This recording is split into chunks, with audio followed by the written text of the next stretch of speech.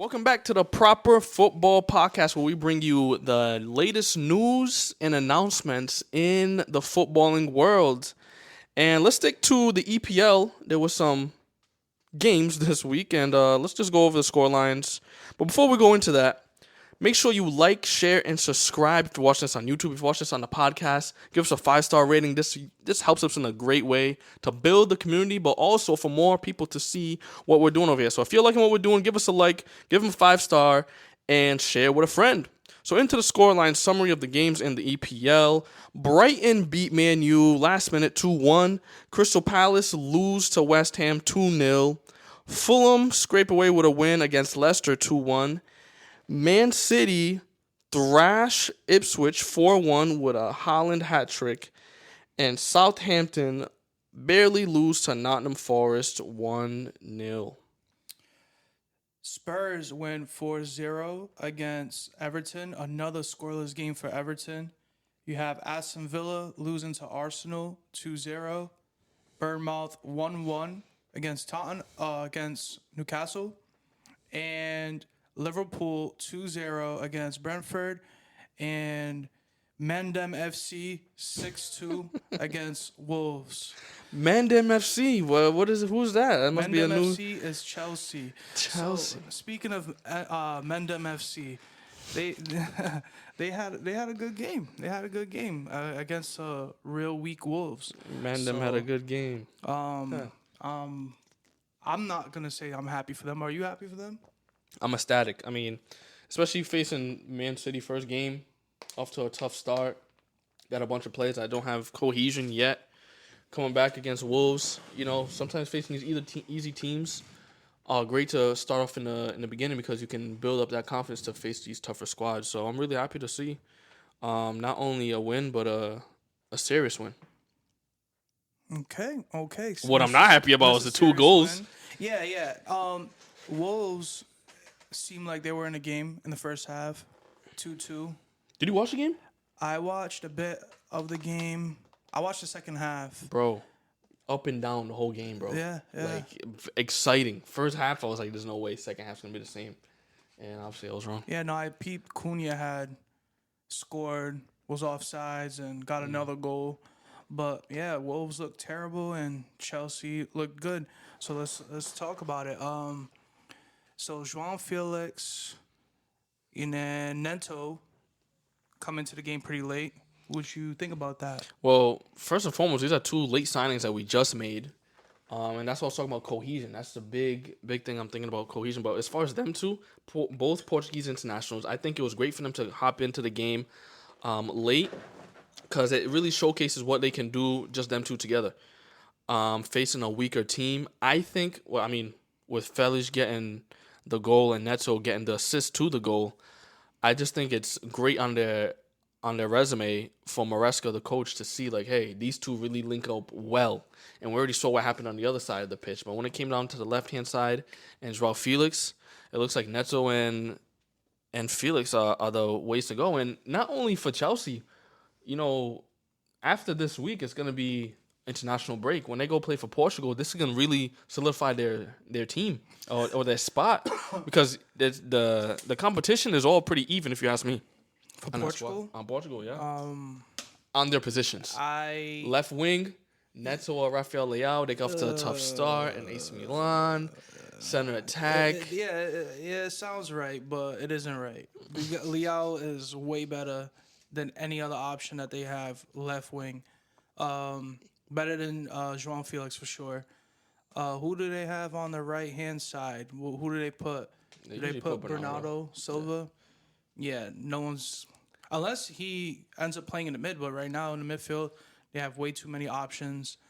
And, yeah, you're not putting Neto over Bernardo Silva ever. No, Neto over Leao. Nah, you're crazy. I'm not. I'm serious. Right, let's move along. If you're not gonna let us know in the comments. I'm serious. This is what happens when Chelsea do things.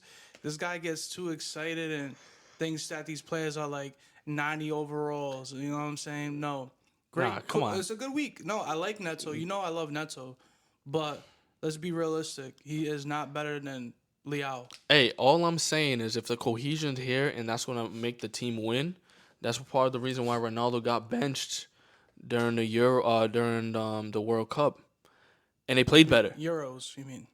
No, Oh, World in the Cup. World Cup. Oh yeah, World Cup. Yep, yep. In the Euros, he Euros, he didn't got get game time. benched. Yep.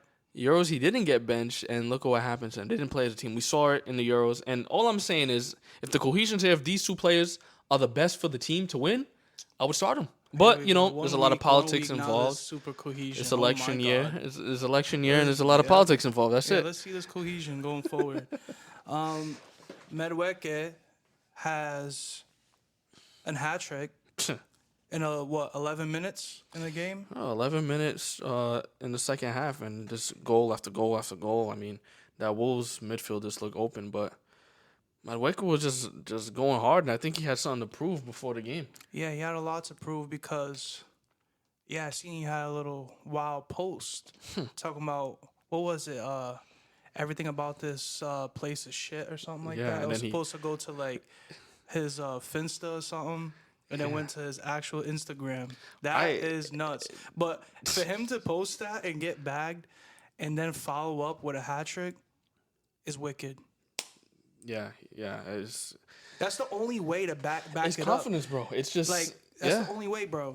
Like, if he pull up with a one piece, all right, cool. But a three piece, yeah. Did you see his apology? I think Yo, I seen that. he was just laughing. Like after the game, he scored a hat trick. Yeah. And they're like, yeah, do you have an apology for the Wolves fans? Blah blah. He's like, yeah, really apologize for blah blah. Just laughing the whole time because he knows it's a joke. And Madueke is one of them guys. Like, it reminds me of like class clowns back in high school or in middle school, where these guys just always laughing about everything, not really taking anything serious. Gifted footballer, but it doesn't take much thing serious. And it even came from the coach Maresca. It's like, yo, very good player, but I need him to be serious. I need him to be more consistent. It's not just 1 week or the other. I need him to train well. And That's what a lot of players get a spot lot too. of players. They're young too, so they're gonna lack a lot of leadership. Yeah, that is true. But yeah, man, I don't think it was an accident putting it on his real account. I think he just has that arrogance, confidence, whatever you want to call it. And it was like, yeah, I'm gonna call your place a piece of nonsense, and I'm gonna go score 3 goals and deal with it after. Yeah, no, that's wicked. Shoot, But yeah, no, great hat trick. So with all these players playing well, Felix, Neto, Madueke, they're all playing well, but that means some other players might be missing out on game time or missing out on opportunities. One of them big players is definitely Christopher Nkunku. Yeah, 100%. But I want to go back on with Medweke, even with that, hat trick. I don't think that's gonna, solidify his position in the team because there's too many options on his side, and yeah, Nkunku's having trouble right now, and yeah, I don't know what Chelsea's going right now. They want Ivan Toney, they want Jadon Sancho now. Imagine if they do pull off those moves, bro. How is Chelsea gonna move along? How are these teams actually gonna grow? How they gonna even play? Like, I'll tell you straight up, it's not best for the team to have all these players. You're pretty much gonna have 2 teams on the squad, one to play in Europe and one to play in the Premier League. You know what I'm saying? So at the end of the day, that's what's happening. They're gonna play like 80 games this year. So I think that's the method behind the madness. But yeah, like you said, Nkunku's gonna struggle. I mean, everybody's gonna struggle because everybody's gonna go on rotation. You have one bad game, you're on the bench the next game. If you don't score a goal, you're probably gonna get rotated, and that's for all the positions. I guess it's cool to have options, but you want to have a team that's playing week in, week out together. Like look at City. Most of the time, it's the same starting 11. Liverpool is the same starting 11. If there's any injuries, yeah, there's gonna be some modifications. And then if these guys come in, they start playing good, yeah, they might start playing a bit more games. But I think moving along, I don't think that's a good game plan, and I think it could hurt your club. It is because once some people, like, no one's gonna have actual momentum. because no one's going to be playing enough games. Yep. Other than maybe one or two solidified players that's never going to lose their spot, which every team has a couple. But it's best for everybody just to know, all right, these are the starters, these are the bench players, and know your role. But it's going to be confusing. So at the end of the day, it's going to be tough for people, like I said, to get the momentum, but also to get the recognition. Because if you're only playing 20 games a season, it looks like you're having a bad season because you're only scoring 5, 7, 8 goals. When if you played consistent, you could have gained that momentum, scored 15, 16, 18 goals for the season, and really push for those individual recognition, and maybe get a move for yourself in the future. Move for yourself, huh? I mean, that's the culture. With contracts like that, they ain't getting no move. They're staying right there. Give me all my funds. If the money's there, the money's there. Give me all my money, please, even if I'm injured. But let's move along to the PFA Team of the Year. Who made the list, my friend? Let's PFA Team of the Year. So that's for best players in England last year, I guess. So in goal, David Raya from Arsenal. And defense, we have 4 defenders: Gabriel, Saliba, Virgil van Dijk, and Kyle Walker. In the midfield, we have 4 midfielders. We have Phil Foden, Rodri, Declan Rice, and Odegaard. And up top, we got 2 forwards, Watkins and Erling Haaland. So we got a 4-4-2 there. Decent, very good squad. Yeah, it's a great squad. Well deserved for most of the players. Oh boy. One player I would say shouldn't be there is probably Odegaard. And not that he had a bad season. I just think there was someone better on that, that could have been on that list. He actually won an award that weekend too, so it just didn't click. It didn't make sense how he didn't make the squad, but it is what it is. And that guy is Cole Palmer. Cole Palmer going off last season. I was shocked that he wasn't in that list because he won Young Player of the Year. He could have won like the actual award. He had better stats than Foden. Foden ain't good, but like you said, there's some players he had better stats than Foden. Yeah.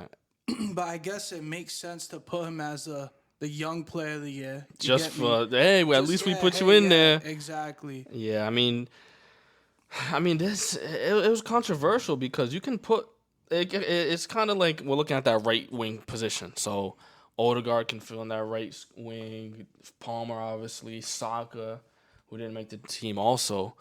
All of these are shouts. I think everybody here deserved it, but more. There's other players that deserved it more than others, if you know what I mean.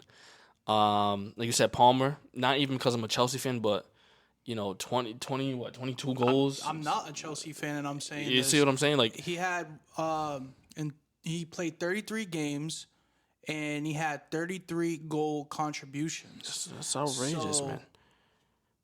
That's how. And Odegaard. That makes sense. I think he got about 18 contributions. Odegaard. Yeah, he had 8 goals, 10 assists, and 35 games played. Even if someone wants to go out, maybe Odegaard didn't, like an Arsenal fan, Odegaard didn't deserve, but Saka definitely. Well, we're looking at Saka with 35 games, 16 goals, 9 assists. That's a great. Great season. I'm not taking away from these guys in their seasons. But Palmer, those are great numbers. Palmer had the best season out of everyone. Yeah, Palmer had. Yeah, that is true. But this is one of the best Premier League seasons for a player. You know what I'm saying? Like he's a star. He's a star now for this team. You can look at his stats right now. What does he have? A goal and 3 assists so far in 2 games. Yeah. He has great fixtures ahead. For me personally, I know you disagreed with me recently about putting him in attacking mid, but that is the best spot for him to play. Yeah, it is. He's a creator, he's a goal scorer, and he can do it all. Yeah, since I've changed my mind since you've actually said it and then actually watched him play a game there, I was a little skeptical because I think he needed that freedom. But yeah, like you said, center attack, or if it's right wing, he needs to be coming into the middle. That's just it. Yeah. If you're good at center attack in mid, you're like ultimately like a second hand striker. You get what I'm saying? If the striker's laying off the ball to you, and Palmer, he can whip a ball in. He did it in the Euros when he came in. and they put him last minute. He shot that ball from what was it, outside the box? I think it was outside the box. Yeah.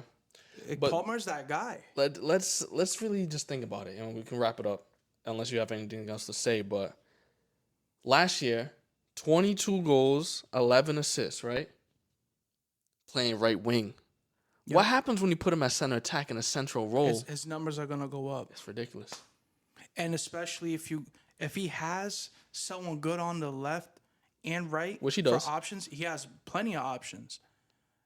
His numbers might go up. So just saying, he might be a good pick for FPL. But we'll get there when we get there. We'll get to when we get to it. We'll go there right now if you want. I really like this guy a lot. Like I said, I'm not a Chelsea fan, and he has a bright future ahead. And I mean, he got a lifetime contract with y'all too. What was it, 9 years? Yeah, total 9 years. This guy signed his life away. That's crazy. He's gonna be an old geezer when he's done with that contract. He's gonna be a Chelsea legend. But hopefully. But yeah, man. Does he make it next year or this upcoming year for the PFA Team of the Year? As of now, seems like it. Yeah, but I can't speak for the whole entire season. I gotta see how Chelsea progresses throughout the season, and I'll give you my answer later on, maybe a few more games in. Yeah, I agree. I mean, as long as Chelsea do much better than 8th place, I think he makes it. I think that's the only thing that was stopping him from making it this past year. They only wanted guys in the top 4, and that's why you see players like Watkins and Odegaard and, maybe some players that, kind of questionable, that maybe didn't have the best season, but, just had some pull. No, I think the list is fine. I think it's good. You got 2 strikers that went off last season. Haaland pretty much didn't play all the games, due to injuries. Watkins got better throughout the season. Rice was great throughout the whole season. He had some goals, assists. One of the best defensive mids with Rodri right there too. Rodri. Yeah, he's solidified. His name speaks for himself. Like, you don't have to say much about him. He's just nasty. Foden stepped up his game. Yep, especially never seen Foden play like that before. Especially at the end of the season. Gabriel, Saliba, great pairing. Gabriel might not get most of the credit because Saliba's there. You know what I'm saying? But I see no difference in them. And Van Dijk and Walker, just legends of the game. Ben White, I think Ben White is up there too. He's up there. Ben White is up there too. Honestly, I'd probably prefer Ben White over Walker. Same. And I love Walker. Yeah, same. Sheesh. But Walker looked like he on his way out. You know what I'm saying? Walker looking like he's walking out, huh? Walking out. No, walk it out. Walk it out, man. I mean, walk it out. Walk it out. We mentioned a bunch of players, man, and we monitor these players because we love the game, but also we have some vested interest in some of these guys. With a game called FPL, Fantasy Premier League, where we kind of just make your team. You're the manager, you make your team, and hopefully they do well during the season so that you can pick up some points and win. And speaking of that, join our league in the description below. All the details are there. The winner at the end of the season wins a cash prize of $100. All you have to do is play, come in first place, subscribe, and follow our social media channels. So make sure you go ahead and do that. Subscribe and get into our league. And it's fun, man. We come back and talk about it almost every week. So let's talk about what's going on. There's a bunch of stuff going on. People falling in price. People increasing in price. And for those that know, it's really important to kind of keep up with this because you want to get some of these players on your team because people are increasing in price based on how good they're doing. Yeah. So that is true, and some of these guys are already expensive as it is. Mm-hmm. So if they keep climbing in price, they stay healthy throughout the season, it's just gonna get tougher and tougher to obtain them. Right. Or you just might not get them at all. Yeah. Because that you're budget. gonna have to make like crazy sacrifices. All right, it's not like we're But playing like Mandem FC where you have unlimited funds. You have 100 million Mendem and FC, dude, they have no FPP rules, no nothing. no Dude. FFP, nothing. Nah, no rules No for them. salary cap, just straight They're up in the streets, spend. bro. They're in the streets, jugging and finessing. Yeah, But so let's move on to these price increases and decreases. So let's start with the increases. Erling Haaland starts the season off as 15 million. It's a lot of money, incredible. and even picking him up, you gotta make wild sacrifices. And he goes up to 15.1. Makes sense. Definitely makes sense. After scoring a hat trick, I mean, scoring a goal in your first game plus a hat trick, and now you're looking at the teams that he's facing coming up. Doesn't look like they're pretty difficult for him because he's just a machine. So of course he's gonna go up, and I'm just so happy that I picked him up initially before he came in, because if not, it would have been looking tough to get him in right now. Yeah, I'm happy that I picked him up too. I think he's a must on your team. And I'm just disappointed I didn't triple captain him the second game week. Trust. But it is what it is. I'm not even gonna talk about it. I We're was gonna distraught. Keep moving and find another opportunity to triple captain at some point. But his price 15.1 speaks for itself. I think it's still a great price to get him now. If you continue to wait, I think you're gonna miss out because he's gonna continue to go up. Yeah, that's true. Because I'm surprised a lot of people actually didn't pick him, bro. Yeah. Yeah, for reasons that are understood, but it could come and bite you in the ass later on in the season not having him if you're scoring hat tricks every 2 or 3 games. But moving on to some other forwards, we have 2 forwards that started off at 6 mil, went up to 6.1 each, and these are some budget guys that you just want to pick up to get a few points. Muniz and Wood, both to 6.1. I favored Muniz. I know you favored Wood. Wood. And what happened? Tell us the story. The story is that they both went up to 6.1. What's up?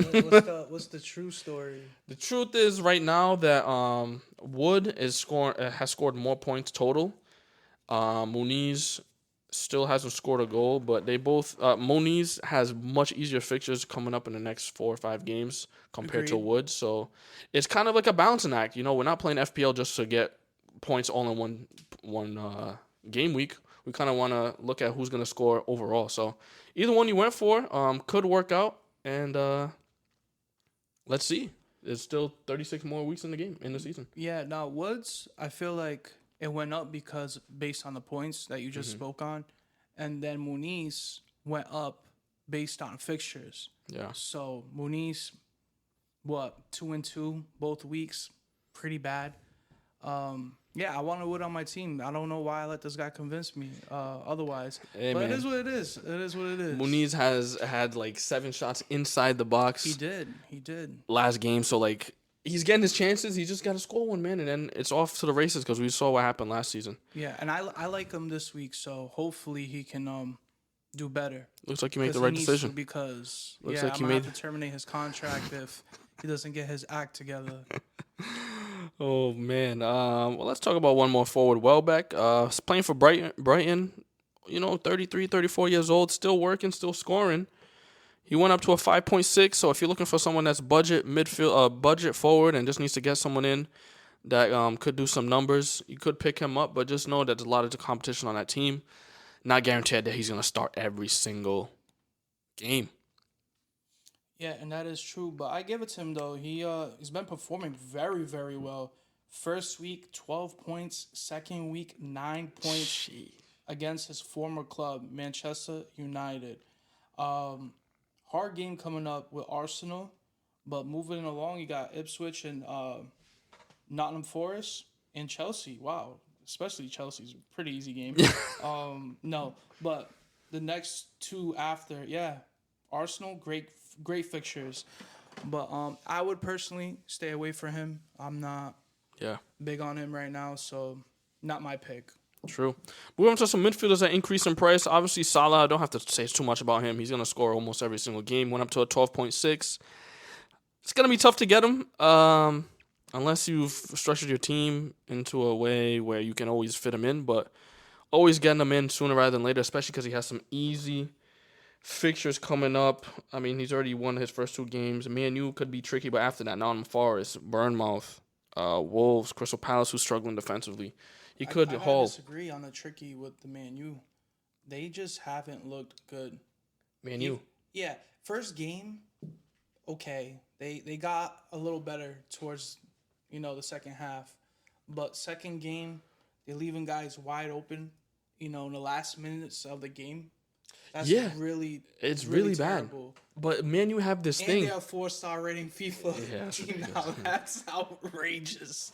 I Um, love to see it. Man U have this thing where they struggle against these mid-table to lower-table teams, but as soon as they face Liverpool, They're gonna park the bus. they're gonna get a 10 0-0 guys in goal. draw, just like last year, didn't it? 0-0, right? I forget. At I Man think U's we home. took. I don't You remember guys, the I think you won. results. I think you we guys won took at home. one, and I think it was we probably 0-0 last year. drew another one, and we lost in like a cup competition. Yeah, yeah. And then in, Anthony FA Cup. scored randomly. Yeah, wow. Haven't seen him score since. But Salah, great pick. He's on pens and he's actually been doing good. He's been getting good returns the first 2 weeks, so he's definitely someone I would be probably looking into. But he is a bit expensive, so I would have to adjust my team a Yeah. lot to get him. So Salah is definitely good. Medweke, we got Medweke. We already spoke about him, but what's funny? He actually went down in price. He started as a 6.5.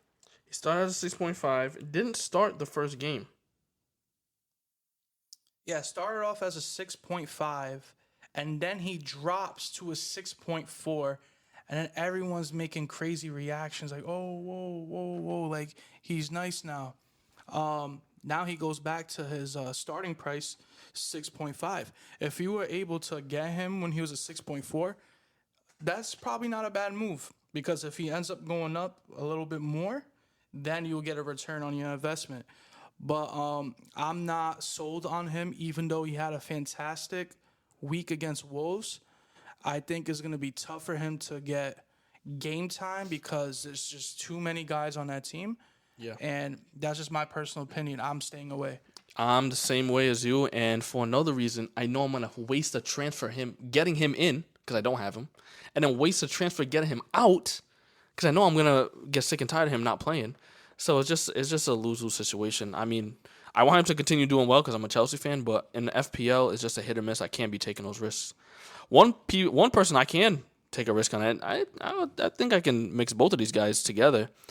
Emil Smith-Rowe from Fulham and Morgan Rogers from Aston Villa. 2 budget midfielders. Smith-Rowe went up 0.1 to a 5.6, and Rogers went up 0.1 as well to a 5.1. Want to talk about how they're playing? Yeah, so like you said, budget-friendly guys. In my budget. Yeah, and I loved Smith Rowe from the get. The way I was talking about him, dude, 5.5 for a guy that is coming from a top club, Arsenal. He played well while he was there, but as time progressed, he lost a lot of game time. A lot of new guys coming into the team.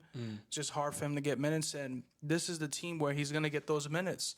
And he's center attacking mid, and for 5.5, that's a crazy, crazy price. He will go up and continue to go up, and I'm just sad that I didn't start him last week. Had a great week, and he was on the bench with 10 points, and I chose to pick up Mr. Eze. Yeah, disappointed. Yeah, Eze, we won't talk about him today, but I still have faith in Eze. That's all I'll say about him. More on Smith Rowe. Everything that you're saying is true, and he has good fixtures, man. He's facing Ipswich next, West Ham after that. Newcastle sounds tough, but the defense doesn't look too strong. Nottingham Forest after that, so you can really capitalize on some really good fixtures, and he can really go off. Same thing with Rogers. He has fantastic fixtures. If you watch him play, he's literally bossing that center attack forward line, especially with Watkins pretty much non-existent in the games. I mean, I'll read his fixtures coming up for Aston Villa, Leicester City, Everton, who looks hard, Wolves at home, Ipswich, Man U, Fulham, Bournemouth. I mean, jeez. No, he has fantastic fixtures, but his returns haven't been so good. Right. Just like Muniz, same returns, 2-2.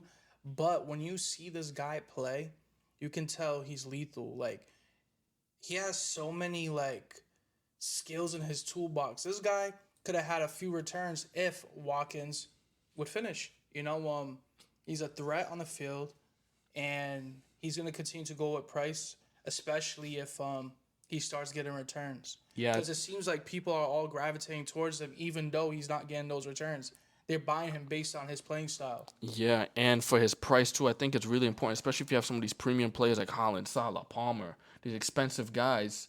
You're gonna need someone that's cheap to fit everybody in your team, and if you can get someone that's cheap and performing, it's a no-brainer. So I think someone like this is a must on your team, man. Well, Speaking of another must, I'll talk about one more defender as far as increases. Anthony Robinson, the American. I mean, he went up to a 4.6, and if you ask me, he could be a 6.6 if you ask me because of the way he performs. Because I mean, he's going off. yeah, 6.6 is a bit wicked, but yeah. No, he's been doing pretty good. Especially last week, he got. Yo, this guy's hilarious. This guy is hilarious. Obviously has the same amount of fixtures going forward as Smith Rowe and Muniz. He's that left back that's gonna give you attacking returns as well. Fulham, they like to play with their left back a little bit high, and they like. You right over there, bro? Nah, yo, you're just funny guy, bro. Don't tell me if I'm alright and continue to laugh. No bullshit. No I'm good, bullshit man. for the podcast. No. But yeah, no, they like the left back to go up a little bit high and the right back to drop in. And yeah, he got an assist last week. He can do something this week, maybe a goal or assist. Yeah, he has some great fixtures, man. Leicester, Everton, Wolves. I mean, I already read them all for Smith Rowe. But even in the first game, he was on 2 bonus points if he didn't concede that goal, which wasn't even his fault. So I think he's the best pick around this price, 4.5, 4.6. But waiting for these price changes is going to hurt you, man. So just go after someone like Robinson. I think he's a must on somebody's team, especially if you got some other defenders that are hit or miss around this price. So if you can afford Robinson, I would definitely get him right now. I mean, we've talked about players that you probably should get. Maybe we should start talking about some people you should avoid. Yeah, Darwin Nunes is one of them for obvious reasons. This guy can't get any playing time on his team. It's a bit sad actually, because if you look at his first game, got 0 minutes against Ipswich. Like that's wild. Yeah, coach was like, all right, yeah, you can't get minutes this game, my friend. Yo, I don't want to cut you off, but like, what does that do to someone's confidence? Where like, you're pretty much gonna win the game, and you don't get any minutes. But It's tough. During preseason, I was already calling it out. It just looked like he wasn't gonna fit in Schlott's plans. Like it's not that he's not a baller. It's not that he doesn't have great attributes. He just doesn't fit into the playing style. And it seems like every other player is gelling for that, playing style. And he got 18 minutes the second game. but that's not enough. It's not enough. So he's at a 7.3 right now. Yeah. So it would only make sense. I'm not sure where he started at. So 7.5. Yeah, 7.5. I was gonna go there. So he already went down twice. So if you have him, I feel sorry for you. Yeah. And if you haven't transferred him out, I feel sorry for you again. And Because at this point, it might not even be worth to transfer him out because you're gonna lose 0.2. Oh no. Hopefully- actually, as a matter of fact, dude, I think it might be worth it because he might even just continue to go down. Yeah, that would be rough. I mean, Maybe if you can get points in another area, you know what I'm saying? Say if someone goes up by 2, you could get the points there. But if you continue to hold him, I could see him going down in price like to a 7. Wow. And I wouldn't even pay for a guy a 7.5 when they're not in the starting lineup. Like, that doesn't make any sense to me. Yeah. I mean, Why that's just rough. you're paying 7.5 for a bench player? I think if I had him, I would keep him. Actually, no, because he's such a expensive guy. I don't know, man. That would be tough. I'm praying for you guys who have him. Same for who have Gabriel Jesus. I mean, another guy injured, gonna be out for some time. Oh, he got injured again? He got injured, yeah. Oh, wow, that's sick. And Havertz is obviously starting at number 9. He went down. Oh, no, Jesus. Havertz went up. We didn't even speak about that. Yeah. Havertz did go up to 8.1. Yeah, 8.1. Yeah, I mean, Would make sense. would make sense, especially because he has no competition at 6.8 Jesus. I mean, that's someone you just got to get rid of. I like him, but he's inconsistent. He doesn't play every game. He might not score every game or assist. He does work hard for his team, but unfortunate for Jesus or any Jesus owner. So at 6.8, that's someone I really think that's going to go down because he's injured and he's going to have a chance to play. So get rid of him. I'm interested to see your thoughts on this next player. Phil Foden, he went down to a 9.4, didn't play the first game because he just had a rest day. Actually, he played 45 minutes. He didn't start. He played 45 minutes because of an injury. He wasn't planned to play. Second game, he got an illness against Ipswich, which everybody wanted him to play against. Would you keep him? Would you get him? I would get him at some point. But I'm not focused on Foden right now. At 9.4, great price. He I think he got more points than some of the 10s, like Son right now.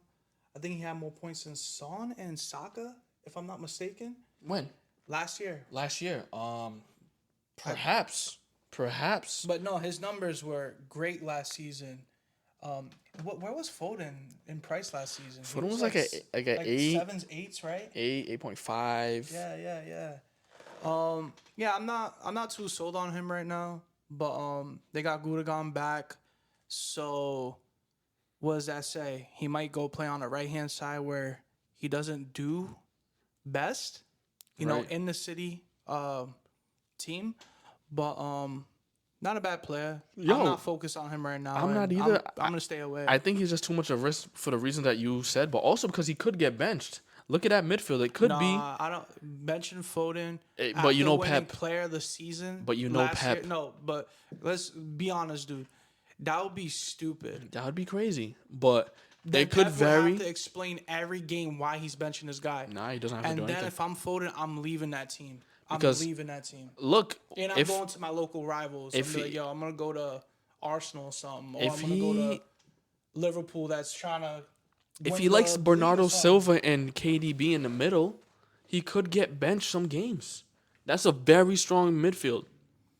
Dude, but with Rodri behind him, of course. Player of the year.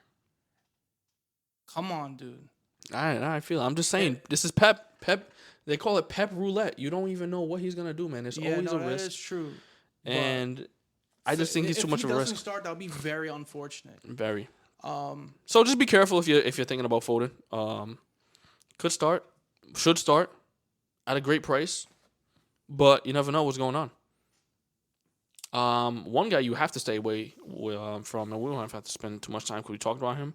Christopher Nkunku went down to a 6.4, not playing the minutes that he should. A lot of players got him, and a lot of managers got him, and just didn't work out. I sold him. I went and grabbed somebody else for my midfield, and that's it. Anything to say about Nkunku? It's a bit sad if you ask me.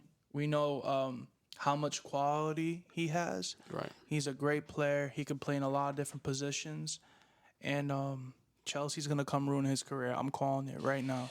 Sad. No comment.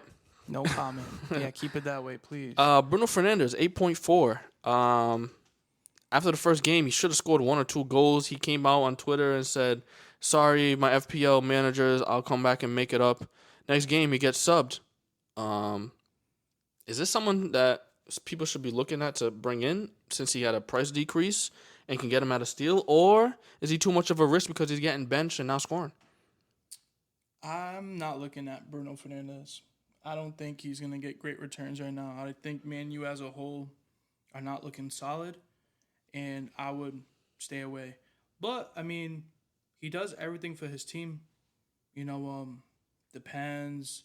I'm not sure if he's on corners, right? Is he on corners? Corners, free Yeah, kicks. free kicks and all that. So yeah, I'd probably stay away. 8.4, a bit expensive for me for a guy that's not gonna produce, every week.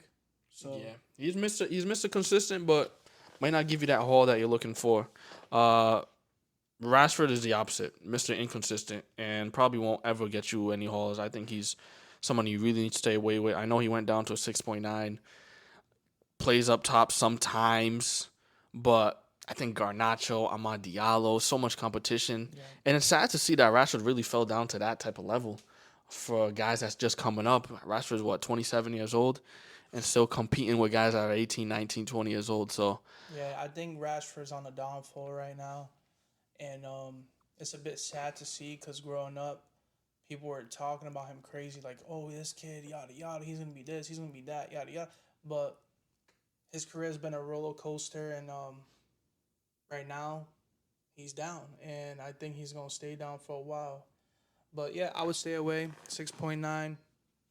Yeah, too expensive. I wouldn't. I wouldn't buy him at all. And last person we have on our list is Jordan Pickford. He started as a 5.0 and decreased to a 4.9. Did really well last season towards the end, especially because the whole Everton squad improved towards the end of the season, which they had to because they were almost going to get relegated yeah. at one point. So, which makes sense. And yeah, they've been getting killed back to back. What was it? 3-0 first game against Brighton. Yep. And now a 4-0 defeat against Tottenham.